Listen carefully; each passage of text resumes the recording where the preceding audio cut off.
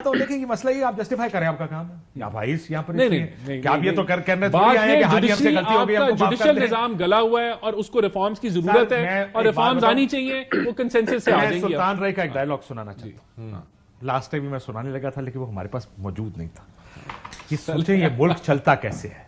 उन्होंने एक सियासी बयान दिया था, वैसे ही सुना रहा हूं, आप लोग हंसेंगे हम और आगे चले जाएंगे। सुनाए सर।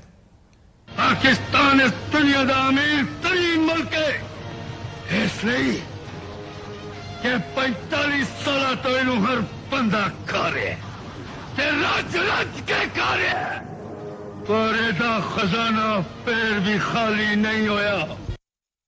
76 साल बाद हो गया, ये हमारी बदकिस्मती समझे इसको, लेकिन ये 45 साल पहले यानी आज से 30 साल पहले की फिल्म है। कहानी उस वक्त भी यही थी कि इस मुल्क को सारे खा रहे हैं और ये मुल्क बेचारा बड़ा अमीर मुल्क है। ये भी बताएं कि पीटीआई के दौर में करप्शन परसेप्शन इंडेक्स पे हाईएस्ट करप्शन परसेप्शन इंडेक्स किसने कहा? मेरी बात सुने, इन्होंने और हमारे दौर में इन्होंने अपने मुखालिफ जजों को हटाने की कोशिश की, कुछ को हटाने में कामयाब भी हो गए। इन्होंने एक्सटेंशनें दी, इन्होंने चीफ जस्टिस के हटाने की कोशिश, कानून साजियां ये सोचकर की गई। मैंने कब कहा कि वो दूध के धुले? हजूर आप कहते थे दूध के धुले, हम तो कह रहे हैं आप तो कोर्ट्स तबाह करने पे आ गए ना। चलो एक आधा जज हटाने की बात होती, मैं कहता एक हटा दिया, दो हटा दिए, आप तो कहते हैं सारों को हटा दो। बप्पी साहब आपके कितने लोग थे पंजाब हाउस में? वैसे ही मैं थोड़ा सा काश भाई आपको थोड़ा समझा दूं। ये बार बार एक प्ली लेते हैं, मैं आपको एग्जैक्ट बंदे भी बताऊंगा, बंदों के नाम भी बता देता हूं अगर आप पूछना चाहें तो। बट हैविंग सेड दैट, इन्होंने एक प्ली ली है कि जी हम जुडिशरी सिस्टम को ना जब बेहतर करना चाह रहे हैं, कह रहे हैं जी 80,000 या पता नहीं 80 लाख के करीब। भाई अगर इतने केसेस हैं तो आप जाके नीचे अपना सेशन कोर्ट्स को ठीक करें ना, आप अपनी सिविल कोर्ट्स वहां पता लगा। नहीं, हमने जाके वहां फेडरल कॉन्स्टिट्यूशन कोर्ट लगानी है। अब इशू ये है कि इनको बेसिकली जिन लोगों ने ड्राफ्ट दिया, उन्होंने कहा जिस तरह के रात को 2:30 बजे 10 बंदे पार्लियामान के अंदर से उठा लिए और दिन की रोशनी में 10 बंदे पार्लियामान के बाहर से उठा लिए, तुम चढ़ दौड़ो। जब ये चढ़ दौड़ने के मूड में आए ना तो इनको समझ लें कि मौलाना और मेंगल जो है ना वो बाहर रह गया। अब उनको जब चढ़ाने के लिए उन्होंने कहा भाई हम तो बगैर ड्राफ्ट देने नहीं आते, लेकिन जब ड्राफ्ट देखा, अब यकीन करें इतना मजेदार ड्राफ्ट है ना, यकीन देख करें बस हंसी आती है। अब मैं आपको 2-4 ड्राफ्ट की चीजें बनाऊं, आप खुद हंसेंगे। इन्होंने कहा जी फेडरल कॉन्स्टिट्यूशन कोर्ट बना दी और एक बंदा लगा दिया 3 साल के लिए। सुप्रीम जुडिशियल काउंसिल का जो हेड होगा वो कौन होगा? फेडरल कॉन्स्टिट्यूशन कोर्ट का चीफ जस्टिस होगा। इस्लामाबाद हाई कोर्ट के जजेस कौन लगाएगा? फेडरल कॉन्स्टिट्यूशन कोर्ट का जो चीफ जस्टिस वो लगाएगा। हाई कोर्ट से जो केसेस है वो ट्रांसफर कौन करेगा? फेडरल कॉन्स्टिट्यूशन कोर्ट करेगा। इलेक्शन की जो पिटीशन आ रही है जो पीटीआई से रिलेटेड, वो कौन फैसला करेगा? फेडरल कॉन्स्टिट्यूशन फैसला वो और करेगा। और तो जो अमेंडमेंट है उस पे सुप्रीम कोर्ट रूलिंग नहीं देगी। फेडरल कॉन्स्टिट्यूशन सिर्फ अपनी ओपिनियन दे सकती है, लेकिन उसका फैसला पार्लियामेंट पे। सर मेरी बात सुने, मैं अब ये बिल्कुल ठीक है, हम पिछले 2-3 दिन में इन चीजों पे बड़ी बहस कर चुके। इसी वजह से ये कहा जा रहा है कि ये जो चीजें तब्दील की जा रही हैं, जिस तरह तब्दील की जा रही हैं, जिस तरह बगैर बहस के की जा रही है, इस प्रोसीजर से प्रॉब्लम है। एंड रिजल्ट शायद हम सारे कहीं ना कहीं अग्री करते हैं, अगर अच्छे माहौल में कहा जाता है कॉन्स्टिट्यूशनल कोर्ट होना चाहिए, बिल्कुल होना चाहिए। इंडिया में क्या है, टॉप 5 जजेस become the constitutional court automatically, उसके नीचे के जजेस बाकी केस देखते हैं। आप ऐसा कुछ कर सकते हैं यहां पे। लेकिन बप्पी साहब, मैंने क्योंकि आपके बंदों का पूछा क्योंकि बहुत से लोग वैसे ही सस्पिशियस किस्म के हैं। कुछ आपको भी लगता था कि इनमें से कुछ सस्पिशंस थी आपको कि ये लोग छोड़ जाएंगे? नहीं, तो फिर आके प्रेस कॉन्फ्रेंस करा लेते ना सर 6 लोगों की कि हमें अगवा किया गया, उठा लिया गया वगैरह वगैरह, कोई पिटीशन नहीं डाल देते उसकी? 6 लोग तो काशिफ भाई ऐसे हैं, 6 लोग तो ऐसे हैं जो हमें पता था कि वो इनके पास है, पंजाब हाउस में मौजूद थे।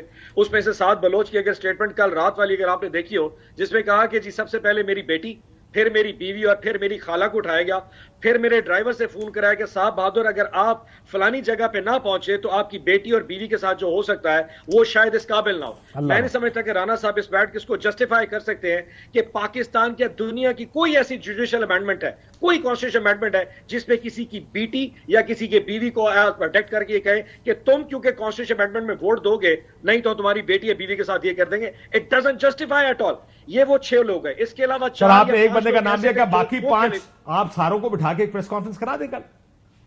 क्या जी इन्होंने हमें जबरदस्ती उठाया था? आपको कभी किसी ने काशिफ भाई गर्ज करूं, जब किसी को उठा लिया जाता है ना, जब वो वापस आता है तो 15-20 दिन वो मेंटली तौर पे स्टेबल नहीं होता।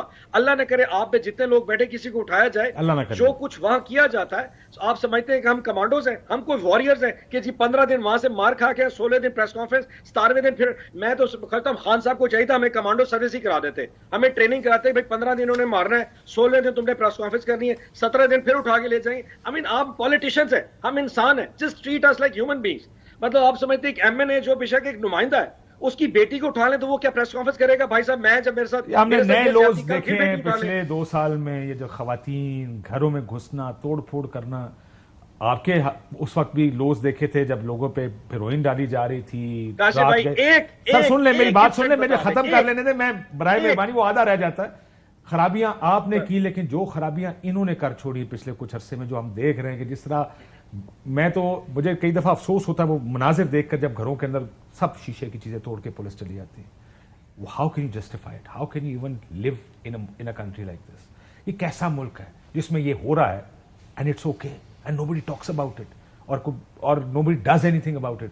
फर्क करें पुलिस वालों को। खोकर साहब आपसे आखिरी में, ये सियासत हमारी जा किधर, कोई बंद गली की तरफ नहीं जा रही आपके ख्याल में, जहाँ पे किसी के पल्ले कुछ नहीं रहना बंद? सियासत तो गल सड़ गई है और उसको गलने सड़ने में हम तेजी लेकर आ रहे हैं। ये जो रोजमर्रा के वाकयात हम देख रहे हैं, खुदा ना करे मैं तो वो हालात देख रहा हूं कि जिसमें मुल्क बतदरीज इम्प्लोजन की तरफ बढ़ रहा है। अल्लाह ना करे। 11 अगस्त को गालिबन मेरे सुनने में आया है कि एक तारीख रखी गई है जो खैबर पख्तूनख्वा से लोगों ने इस्लामाबाद की तरफ आना है।